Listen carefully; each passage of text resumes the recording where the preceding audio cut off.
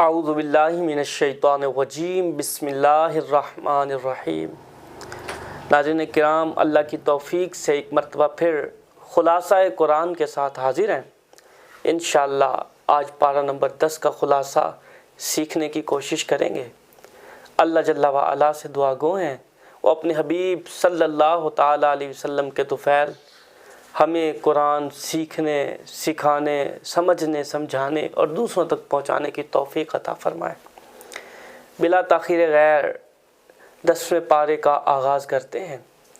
چنانچہ اللہ جل وعلا ارشاد فرماتا ہے وَاعْلَمُوا أَنَّمَا غَنِمْتُم مِّن شَيْءٍ فَأَنَّ لِلَّهِ خُمُسَهُ وَلِلرَّسُولِ وَلِذِي الْقُرْبَى وَالْيَتَامَى وَالْمَسَاكِينِ وَابْنِ السَّبِيلِ۔ صدق اللہ مولانا العظیم۔ جس آیہ مبارکہ کی میں نے ابھی تلاوت کی ہے، آپ کو معلوم ہے یہ سورۃ انفال کی آیہ مبارکہ ہے، اور سورۃ انفال خصوص بالخصوص مال غنیمت کو ایڈریس کرتی ہے اور مجاہدین کے متعلق احکامات ہم پر واضح کرتی ہے۔ اب جب جنگ ہوگی، جہاد ہوگا، یقینی سی بات ہے کہ پھر مال غنیمت بھی ملے گا۔ تو اب مال غنیمت چونکہ جہاد سے متعلق ہے تو اس کی تقسیم کا بھی کوئی کرائیٹیریا ہونا چاہیے۔ تو اللہ تعالیٰ نے فرمایا یسألونک عن الانفال، اے حبیب یہ آپ سے مال غنیمت کے متعلق پوچھتے ہیں تو فرما دیجئے سب سے پہلی بات تو یہ جان لو کہ مال غنیمت کا حقیقی مالک اللہ اور اس کے رسول صلی اللہ علیہ وسلم ہے۔ قل الانفال للہ والرسول۔ اب دیکھیے، چونکہ مسلمان کس کے غلام ہیں؟ اللہ اور اس کے رسول صلی اللہ علیہ وسلم کے غلام ہیں، تو مسلمان جو کچھ بھی حاصل کریں دراصل وہ اللہ اور اس کے رسول صلی اللہ علیہ وسلم ہی کا ہے، چونکہ جو بھی جس کا مالک ہے اور غلام کا سب کچھ مالک کا ہی ہوتا ہے، آقا کا ہی ہوتا ہے۔ تو فرمایا جان لو کہ مال غنیمت میں سے 5واں حصہ خمس اللہ اور اس کے رسول صلی اللہ علیہ وسلم کا ہے، اور رسول کریم صلی اللہ علیہ وسلم کے قرابت داروں کا، یتامہ کا، مساکین کا اور مسافروں کا ہے۔ یعنی یہ اللہ اور اس کے رسول صلی اللہ علیہ وسلم کی ثواب دید پر ہوگا کہ رسول کریم صلی اللہ تعالیٰ علیہ وسلم جس کو چاہیں اپنی مرضی سے اسے عطا فرما دیں۔ جب ہم مزید آگے بڑھتے ہیں تو آیت نمبر 42 میں میدان بدر میں مسلمانوں کی حالت کو ڈسکس کیا جا رہا ہے۔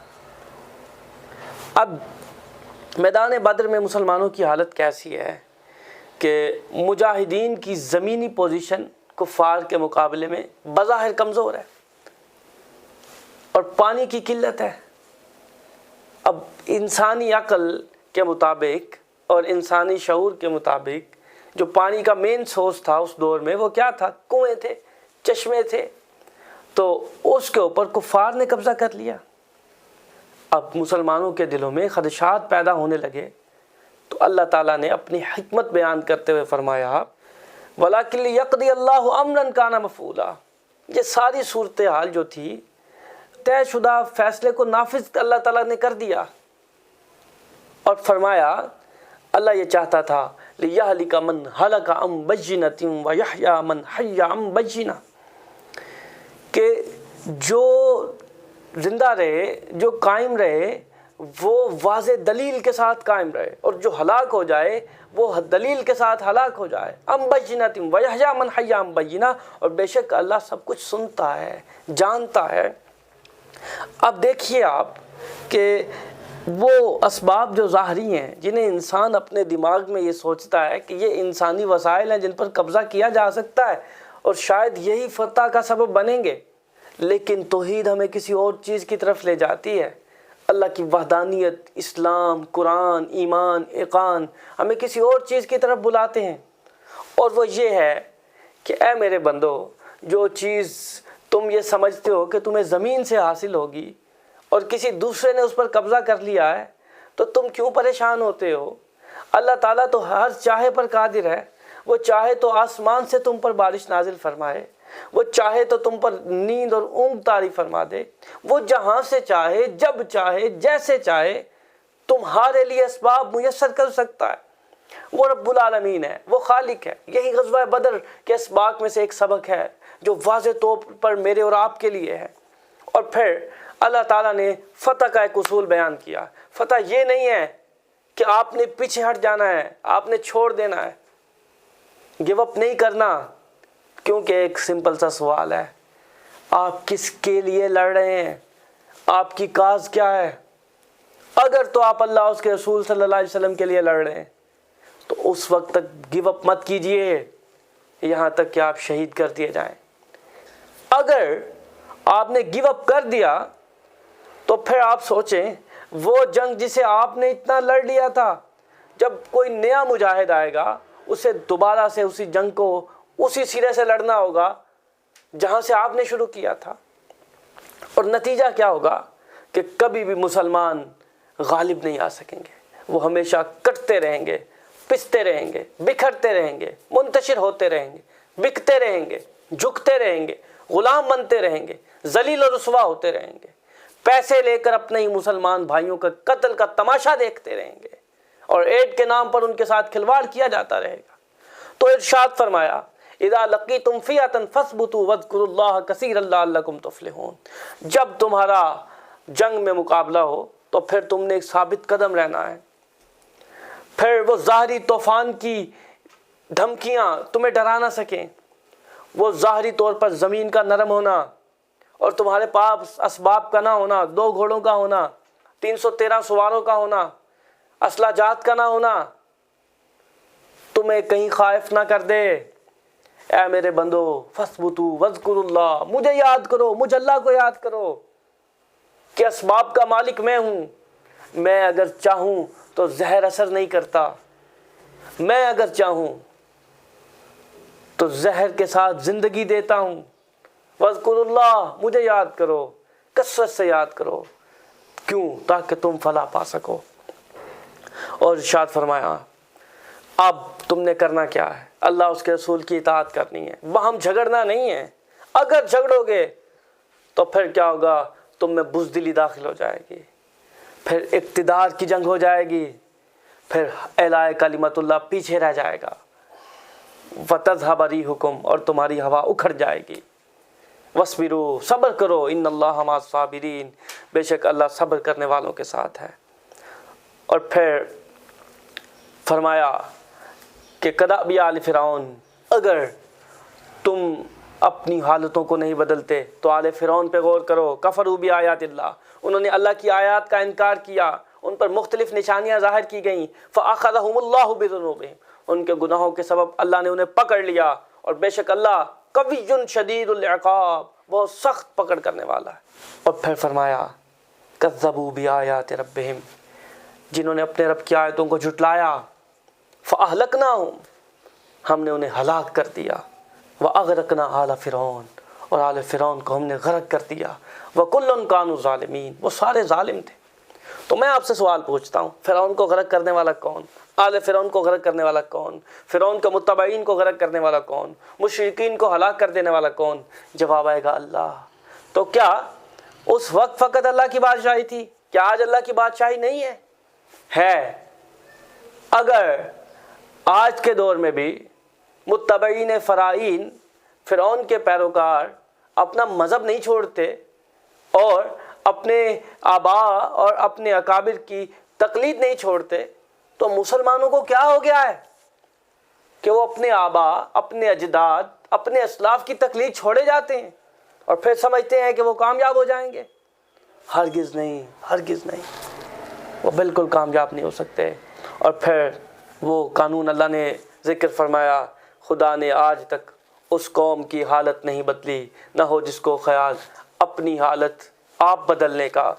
قرآن میں اللہ نے فرمایا بِأَنَّ اللَّهَ لَمْ يَكُنْ مُغَيِّرًا نِعْمَةً أَنْعَمَهَا عَلَىٰ قَوْمٍ حَتَّىٰ يُغَيِّرُوا مَا بِأَنفُسِهِمْ، اللہ تعالیٰ کسی قوم کو جب کوئی نعمت دیتا ہے تو وہ نعمت ان سے کیوں کر لے؟ اللہ ان سے وہ نعمت نہیں لیتا، بلکہ وہ اس نعمت کی اہلیت ہی کھو دیتے ہیں۔ جب وہ صلاحیت کھو دیتے ہیں، وہ عزتوں کے اہل نہیں رہتے، جب وہ غیرتوں کا سودا کر، پھر اللہ کی نعمتیں خود بخود ان سے چھن جاتی ہیں۔ اور بے شک اللہ سنتا ہے اور بے شک اللہ جل وعلا جاننے والا ہے۔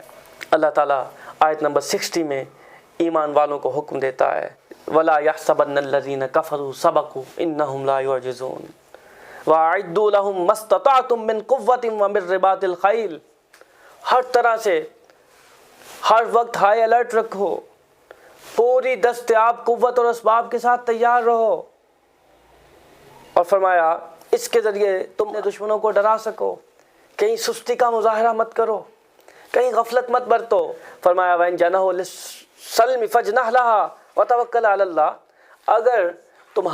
اگر تمہارے مخالفین، تمہارے دشمن صلح پر آمادہ ہوں تو تمہارے لیے اللہ کا حکم یہ ہے کہ ان کے ساتھ صلح کر لو اور اللہ پر توکل کرو۔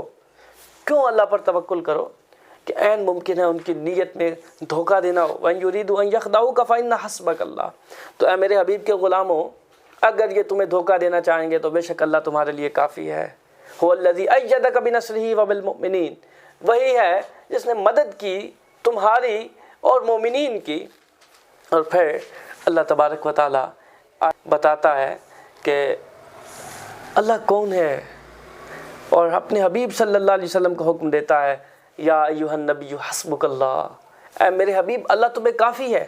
ومن اتبعک من المؤمنین، اللہ اور بندے آپ کے لیے کافی ہیں جو مومن ہوئے، جنہوں نے اللہ کے لیے اپنا گھر بار سب کچھ چھوڑ دیا، اور ان کو جہاد کے لیے ابھاریے۔ حرض المؤمنین علی القتال، کیوں؟ ان یکم منکم عشرون صابرون یغلبوا مئتین، اگر یہ ایک ہوگا تو 10 پر غالب آئے گا، اگر یہ 20 ہوں گے، ان یکم منکم عشرون، اگر یہ 20 ہوں گے تو 200 پر غالب آئیں گے۔ اور پھر جب اللہ نے کمزوری دیکھی تو فرمایا الآن خفف اللہ عنکم، اب اللہ نے تخفیف کر دی ہے، اب 1 کے مقابلے میں 2 ہوگا۔ اللہ تعالیٰ نے فرمایا اے حبیب صلی اللہ علیہ وآلہ وسلم وَأَلَّفَ بَيْنَ قُلُوبِهِمْ، اللہ نے اوس و خزرج جیسے قبیلوں کے درمیان محبت پیدا کر دی۔ لو انفقت ما فی الارض جمیعا ما الفت بین قلوبہم، اگر آپ خرچ کر دیتے، زمین بھر سونا خرچ کر دیتے، تو بھی آپ ان کے دلوں میں محبت نہ پیدا کر سکتے۔ ولکن اللہ الف بینہم، لیکن اللہ نے ان کے دلوں کو مؤلف کر دیا، بے شک وہ غالب ہے، حکمت والا ہے۔ یہ آیت ہمیں کیا سکھاتی ہے؟ یہ آیت ہمیں واضح طور پہ دس دیتی ہے اے بندے، جو ہم نہیں کر سکتے وہ ہمارا رب کر سکتا ہے، تو ہمیں اپنے رب کے حضور عجز و انکساری کرنی ہے اور اس سے عرض کرنا ہے مالک تو اپنے حبیب صلی اللہ علیہ وسلم کے طفیل مسلمانوں کے دلوں میں ایک مرتبہ پھر محبت داخل کر دے۔ آج یہ پھر ذاتی مفاد کے لیے ایک دوسرے کے دستوں گریبان ہیں، ایک دوسرے کو قتل کرنے کے در پہ ہیں۔ اپنے حبیب کے صدقے اس جہالت سے ہمیں نجات عطا فرما اور ہمارے دلوں میں محبت داخل فرما ہے۔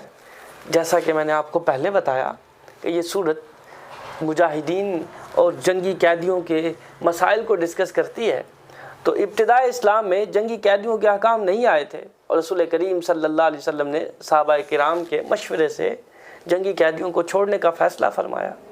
تو قرآن نے اس مرحلے پر اس فیصلے کو پسندیدہ قرار نہیں دیا، لیکن مسلمانوں کی خطائے اجتہادی پر مواخذہ بھی نہیں فرمایا۔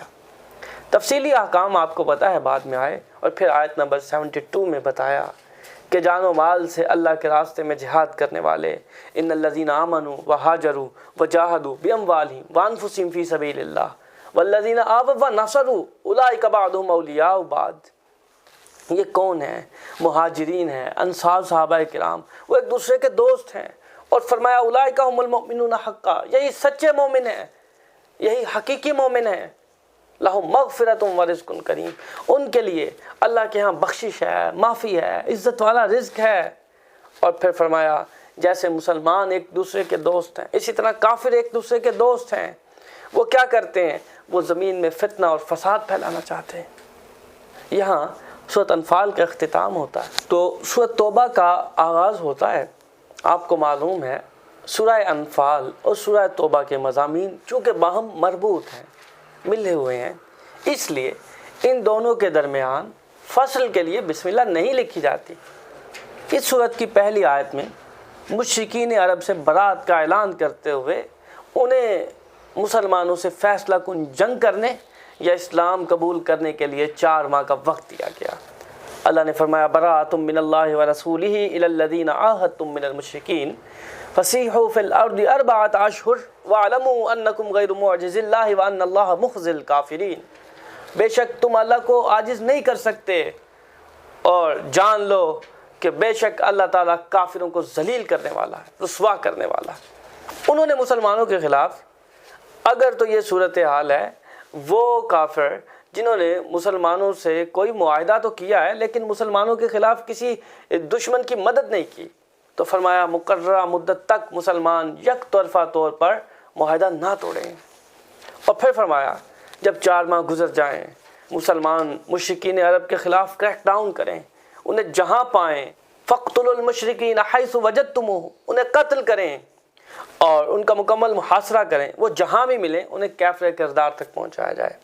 اب آپ دیکھیں اس سے پہلے تک کی صورتحال کیا تھی۔ مسلمان غالب نہیں آئے تھے، ابھی تک مدینہ کی اسٹیٹ، مدینہ کی ریاست عملی طور پر ہوئی تھی، متحرک نہیں ہوئی تھی، لیکن اب ایسا نہیں ہے۔ اب مسلمانوں نے فتح مکہ کر لیا تھا اور مسلمانوں کے پاس مرکزی قیادت تھی عرب کی، اور عرب قبائل کثرت سے مسلمان ہو رہے تھے۔ آیت نمبر 8 میں بتایا کہ کفار مسلمانوں کے ساتھ منافقانہ رویہ اختیار کرتے ہیں، اگر، اور فرمایا ان کی اخلاقی حالت تو یہ ہے ان یظہروا علیکم لا یرقبوا فیکم الا ولا ذمہ۔ یہ جو تمہیں رشتہ داریوں کی کہانیاں سناتے ہیں اور تمہیں بتاتے ہیں کہ ہمارا تمہارے ساتھ کیا تعلق ہے، اگر یہ تم پر حاکم ہو جائیں تو نہ تمہاری قرابت داری کا اور کسی احساس کا کوئی تمہارے ساتھ کوئی معاملہ نہیں کریں گے، کوئی احساس نہیں کریں گے۔ اور فرمایا یردونکم بافواہہم، یہ اپنے منہوں سے ایسی باتیں کہتے ہیں کہ تمہیں راضی کرتے ہیں، جبکہ وہ جو اپنی زبانوں سے کہہ رہے ہوتے ہیں ان کے دل اس کا انکار کر رہے ہوتے ہیں، اور ان کے اکثر لوگ فاسق ہیں۔ اور پھر ارشاد فرمایا کہ اگر یہ لوگ فَإِن تَابُوا وَأَقَامُوا الصَّلَاةَ وَآتَوُا الزَّكَاةَ فَإِخْوَانُكُمْ فِي الدِّينِ۔ اب دیکھیں اسلام انسانوں کا دشمن نہیں ہے، وہ انہیں خیر کی طرف بلاتا ہے۔ اگر یہ لوگ توبہ کر لیں، نماز قائم کریں، زکوٰۃ دیں تو یہ تمہارے دینی بھائی ہیں۔ پھر مسلمانوں کو بتلایا کہ اگر یہ ایسا کریں تو پھر اپنے دلوں سے ان کی ماضی کے کرتوتوں کی نفرتوں کو نکال دو۔ آیت نمبر 12 میں بتایا کہ کفار جو عہد کر کے اپنی قسموں کو توڑ دیں تو وَإِن نَكَثُوا أَيْمَانَهُم مِّن بَعْدِ عَهْدِهِمْ وَطَعَنُوا فِي دِينِكُمْ فَقَاتِلُوا أَئِمَّةَ الْكُفْرِ، وہ ایسا پہلے بھی رسول کریم صلی اللہ علیہ وسلم کے ساتھ کرتے رہے ہیں، لیکن اب تمہارے لیے حکم کیا ہے؟ اب اگر وہ معاہدہ توڑتے ہیں تو انہیں قتل کرو، اور کیا کرو؟ فَقَاتِلُوا أَئِمَّةَ الْكُفْرِ، ان کے سرداروں کے ساتھ جہاد کرو۔ فرمایا آیت نمبر 23 میں حکم ہوا کہ اے ایمان والو ما کان للمشرکین یعمروا مساجد اللہ شاہدین علی انفسہم بالکفر۔ اللہ نے تو واضح بتایا تھا اور حکم دیا تھا کہ یہ مشرکوں کا کام نہیں ہے کہ وہ تمہاری مسجدوں کو آباد کریں، جبکہ وہ تو خود کافر ہیں اور وہ خود اپنے خلاف گواہ ہیں کہ وہ کافر ہیں۔ جب سے مسلمانوں کی مسجدوں کی فنڈنگ مشرکین نصارہ اور کافروں نے کرنا شروع کی، تب سے مساجد میں سے وہ پیغام حق آنا بند ہو گیا، وہ دین حق کا جھنڈا بلند ہونا ختم ہو گیا۔ تو اللہ نے تو فرمایا تھا کہ اے ایمان والو تمہیں تمہاری مسجدوں کی فکر ہونی چاہیے، لیکن آج اس کے برعکس معاملات ہیں۔ ہماری مسجدوں کو آباد کرنے والے، ان پر پیسہ انویسٹ کرنے والے وہ مسلمان تو نہیں ہیں، کیونکہ انہیں مسجد کی کوئی فکر نہیں ہے، لیکن وہ مشرک کہ جن کے متعلق قرآن نے ہمیں یہ کہا تھا کہ یہ ان کا کام نہیں ہے۔ جب یہ ان کا کام نہیں ہے تو سمپل سی بات تھی کہ مسجد کے معاملے میں کسی طرح کی بھی ان سے ہیلپ لینا کوئی عقل مندی نہیں تھی، اور نہ ہی کوئی عقل مندی ہے، بلکہ یہ تو ایمان والوں کا کام ہے۔ اور پھر فرمایا یاد رکھو بھلے تم حاجیوں کو حج کرنے کے لیے سہولتیں دیتے پھرو، بھلے تم جو کچھ مرضی کرتے پھرو، اگر تمہاری آئیڈیالوجی درست نہیں ہے، اگر تمہارا نظریہ درست نہیں ہے، وہ بکاؤ نظریہ ہے، وہ ذاتی مفاد کی خاطر بک جانے والا ہے، تو پھر اللہ کو تمہاری کوئی ایسی نیکی کی ضرورت نہیں ہے اور وہ تمہارے کسی کام آنے والی بھی نہیں ہے۔ اور فرمایا لا تتخذوا آباءکم واخوانکم اولیاء، ایمان والو کبھی دوست نہ بناؤ ان لوگوں کو اگرچہ وہ تمہارے آبا ہوں، تمہارے بھائی ہوں، وہ تمہارے دوست نہیں ہیں، اگر وہ اللہ سے بڑھ کر کفر کو پسند کرتے ہیں تو ایمان والے تو اللہ کو سب سے زیادہ محبت کرنے والے ہیں، سب سے زیادہ پسند کرنے والے ہیں۔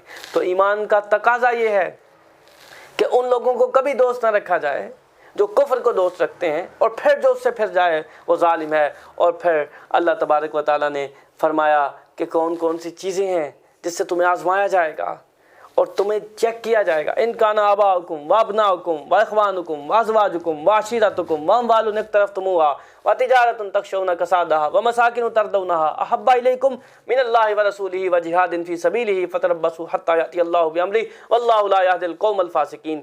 اے ایمان والو، اگر جن سے انسان کو فطری اور طبعی طور پر محبت ہوتی ہے، ان کا ذکر کرتے ہوئے فرمایا تمہارے باپ، دادا، اولاد، بھائی، بہن، بیویاں یا شوہر، کنبہ، قبیلہ، کمایا ہوا مال تجارت اور تجارت جس کے خسارے کا تمہیں کھٹکا لگا رہتا ہے، اور پسندیدہ مکانات، ان سب چیزوں کی محبت اپنے اپنے درجے میں مسلم ہے۔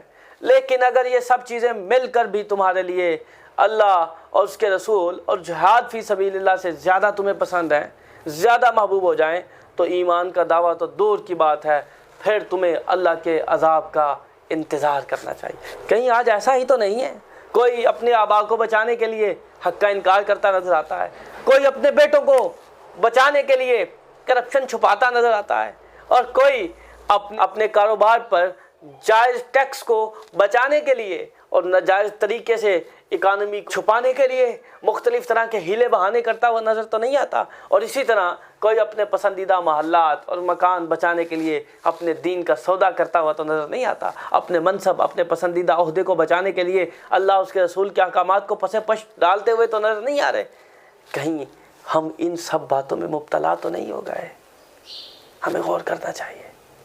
اگر ایسا ہے تو اللہ فرماتا ہے یأتی اللہ بامرہ، پھر اللہ کے عذاب کا انتظار کرو۔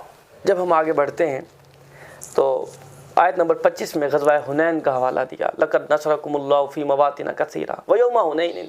اللہ نے بہت ساری جگہ پر مسلمانوں کی مدد کی، اس میں سے ایک یوم حنین، اذ اعجبتکم کثرتکم فلم تغن عنکم شیئا وضاقت علیکم الارض بما رحبت ثم ولیتم مدبرین۔ وہ دن جس دن مسلمانوں کو یہ غلط فہمی ہو گئی تھی شاید کثرت فتح کی علامت ہے، اور شاید کثرت کے سبب، کثرت اسباب کے سبب، کثرت معاش کے سبب ہم غالب آ سکتے ہیں۔ ان کے دل میں یہ خیال کا داخل ہونا تھا۔ وہ زمین جو بہت وسیع تھی اپنی وسعت کے باوجود ان پر تنگ ہو گئی، لیکن پھر اللہ نے ان کے طرف رجوع برحمت فرمایا اور ان پر سکینہ نازل کیا، رسول پر اور مؤمنین پر، وَأَنزَلَ جُنُودًا لَمْ تَرَوْهَا، اور ایسے گروہوں کو نازل کیا جو انسانوں کو نظر نہیں آتے تھے۔ تو آج بھی اللہ کا قرآن ہمیں اس لیے بتا رہا ہے، یہی سکھا رہا ہے کہ اگر آج بھی ہم حق کے لیے کھڑے ہوں گے تو اللہ ایسے گروہوں کو نازل فرمائے گا جو دکھیں گے نہیں، لیکن وہ ہماری مدد کریں گے۔ 9 ہجری آپ کو پتہ ہے یوم الحج کو عرفات میں اعلان ہوا، انما المشرکون نجس فلا یقربوا المسجد الحرام بعد عامہم ھذا، کہ اس سال کے بعد مشرک حدود حرم میں داخل نہیں ہو سکیں گے، وہ نجس ہیں۔ اور آیت نمبر 30 سے یہود کی چیرہ دستیوں کا بیان کیا کہ وہ کہتے ہیں وقالت اليہود عزیر ابن اللہ، کہ عزیر اللہ کے بیٹے ہیں، اور نصارہ نے کہا وقالت النصارى المسیح ابن اللہ، ذالک قولہم بافواہہم، یہ تو ان کے منہوں کی باتیں ہیں، یداہیون قول الذین کفروا من قبل قاتلہم اللہ، اللہ انہیں ہلاک کرے، انا یؤفکون، یہ کہاں بھٹکے جاتے ہیں۔ اور کیا کیا نصارہ نے؟ اتخذوا احبارهم ورهبانهم اربابا من دون اللہ والمسیح ابن مریم، انہوں نے اپنے علماء کو اور اپنے راہبوں کو اللہ کے سوا خدا بنا لیا اور مسیح بن مریم کو خدا بنا لیا۔ انہیں تو فقط یہ حکم دیا گیا تھا کہ فقط ایک اللہ کی عبادت کرو، اللہ ان سب شرکوں سے پاک ہے جو وہ کرتے ہیں۔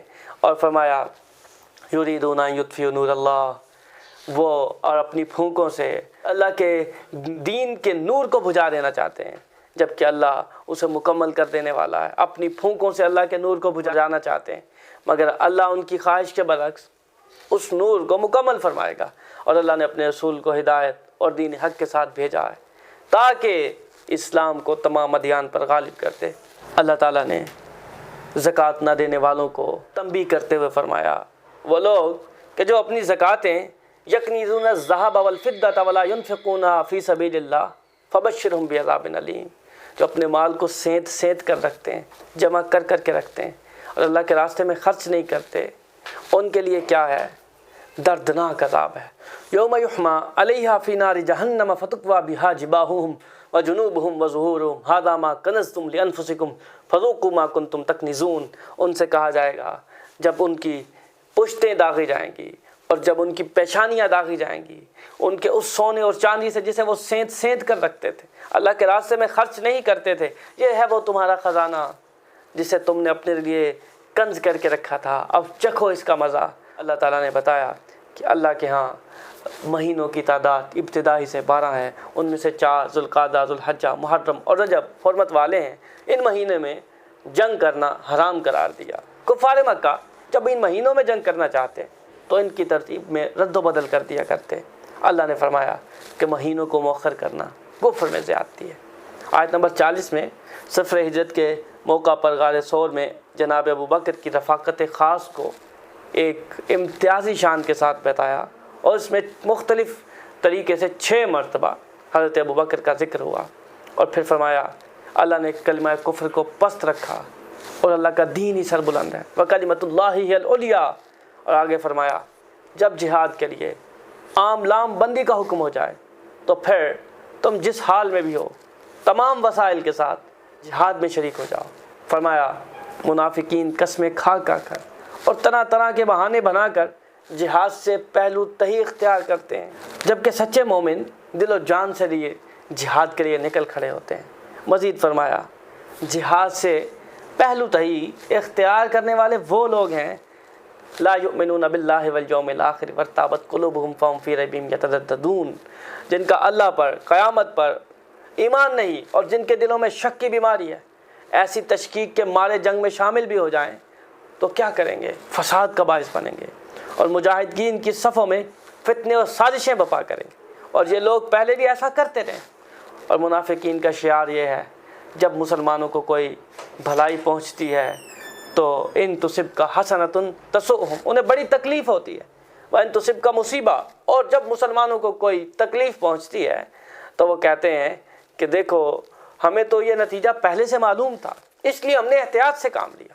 اللہ نے فرمایا اے رسول کہہ دیجئے لن یصیبنا الا ما کتب اللہ لنا هو مولانا وعلی اللہ فلیتوکل المؤمنون، ہمیں کوئی تکلیف ہرگز نہیں پہنچتی مگر وہی جو اللہ نے ہمارے لیے مقدر کر دی، اور ہمارا مددگار ہمارا مولا ہے، اور مومنین کو اللہ ہی پر توکل کرنا چاہیے۔ آیت نمبر 60 میں اللہ نے صدقات واجبہ اور زکوٰۃ کے مصارف کی ایک پوری ڈیٹیل لسٹ بیان کر دی اور فرمایا انما الصدقات للفقراء والمساکین والعاملین علیہا والمؤلفۃ قلوبہم وفی الرقاب والغارمین وفی سبیل اللہ وابن السبیل فریضۃ من اللہ واللہ علیم حکیم۔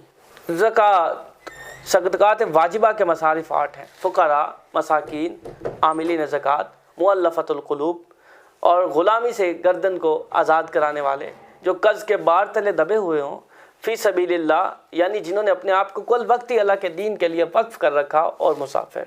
آیت نمبر 61 میں فرمایا کہ بعض منافق اللہ کے نبی کو ایذا دیتے ہیں اور وہ کہتے ہیں قلوب اذن، کہ وہ کانوں کے کچے ہیں، جبکہ نبی صلی اللہ علیہ وسلم کا تمام لوگوں کی باتیں سننا مومنین کے لیے باعث رحمت ہے۔ اور جو لوگ حضور کو ایذا دیتے ہیں، اللہ تعالیٰ ارشاد فرماتا ہے جو لوگ میرے حبیب کو ایذا دیتے ہیں ان کے لیے والذین یؤذون رسول اللہ لہم عذاب علیم، ان کے لیے دردناک عذاب ہے۔ یحلفون باللہ لکم لیرضوکم، منافق جھوٹی قسمیں کھا کر مسلمانوں کو راضی کرنے کا یقین دلاتے ہیں۔ اگر وہ سچے مومن ہوتے تو اللہ اس کے رسول اس کے زیادہ حقدار ہیں کہ انہیں راضی کیا جاتا۔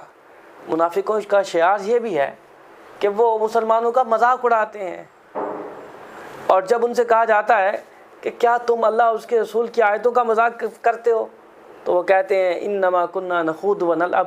اللہ فرماتا ہے قل اب اللہ وآیاتہ ورسولہ کنتم تستہزئون، کیا تمہیں اللہ اس کی آیتیں ہی ملی ہیں فقط مذاق کرنے کے لیے، کوئی اور چیز نہیں ملی؟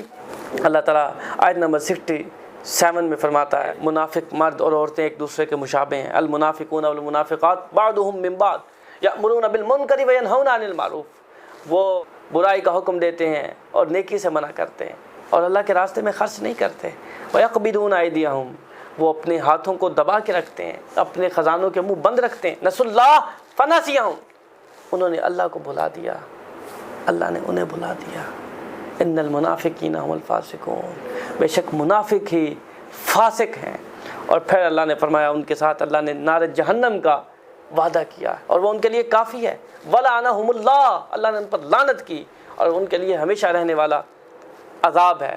اللہ تبارک و تعالیٰ آیت نمبر 75 میں فرمایا کہ بعض منافق وہ ہیں جو اللہ سے عہد کرتے ہیں، وَمِنْهُمْ مَنْ عَاهَدَ اللَّهَ لَئِنْ آتَانَا مِنْ فَضْلِهِ، اگر اللہ نے اپنے فضل سے ہمیں عطا کیا، لَنَصَّدَّقَنَّ، تو ہم ضرور ضرور صدقہ کریں گے، وَلَنَكُونَنَّ مِنَ الصَّالِحِينَ، اور ہم ضرور نیکوکاروں میں سے ہو جائیں گے۔ پس جب اللہ نے اپنے فضل سے انہیں مال عطا کیا تو انہوں نے بخل کیا، روگردانی کی۔ آیت نمبر 78 میں اللہ نے متنبہ فرمایا، اعلموا ان اللہ یعلم سرهم ونجواهم وان اللہ علام الغیوب، کیا وہ نہیں جانتے کہ اللہ تبارک و تعالی دلوں کے رازوں اور سرگوشیوں کو بھی جانتا ہے، وہ غیبی باتوں کو بہت زیادہ جاننے والا ہے۔ آیت نمبر 79 میں منافقوں کا ایک شعار یہ بتایا کہ نادار مومنین جب اپنی محنت کی کمائی سے تھوڑا سا مال صدقہ کرتے ہیں، الذین یلمزون المتطوعین من المؤمنین فی الصدقات، تو یہ منافق ان پر طعن کرتے ہیں، ان کا مذاق اڑاتے ہیں۔ اللہ نے فرمایا کہ اللہ ان کو ان کے مذاق کی سزا دے گا۔ اللہ نے اپنے نبی کو فرمایا یہ منافق آپ کے گستاخ ہیں، آپ کا ان کے لیے استغفار کرنا نہ کرنا برابر ہے۔ اگر آپ ان کے لیے 70 بار بھی استغفار کریں گے تو ان کی شقاوت قلبی کی وجہ سے اللہ ان کو ہرگز نہیں بخشے گا۔ آیت نمبر 84 میں نبی کریم صلی اللہ علیہ وسلم کو منافقین کے کفر کے سبب ان کی نماز جنازہ پڑھانے اور ان کی قبر پر جانے سے ہمیشہ کے لیے منع کر دیا۔ وَلَا تُصَلِّ عَلَىٰ أَحَدٍ مِّنْهُمْ مَاتَ وَلَا تَقُمْ عَلَىٰ قَبْرِهِ، نہ اس کی نماز جنازہ پڑھیے نہ ہی ان کی قبر پر تشریف لے جائیے۔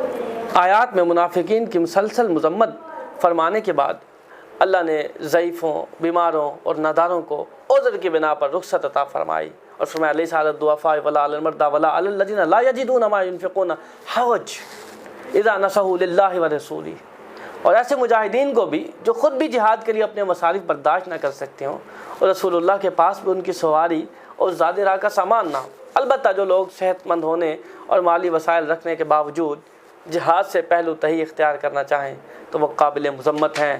اللہ نے ان کے دلوں پر مہر لگا دی ہے، وطبع اللہ علی قلوبہم فہم لا یعلمون۔ بحمد اللہ تعالیٰ یہ ہمارے پارہ نمبر 10 کا خلاصے کا اختتام ہوتا ہے۔ اللہ سے دعا کرتے ہیں جو عمل کی توفیق عطا فرمائے۔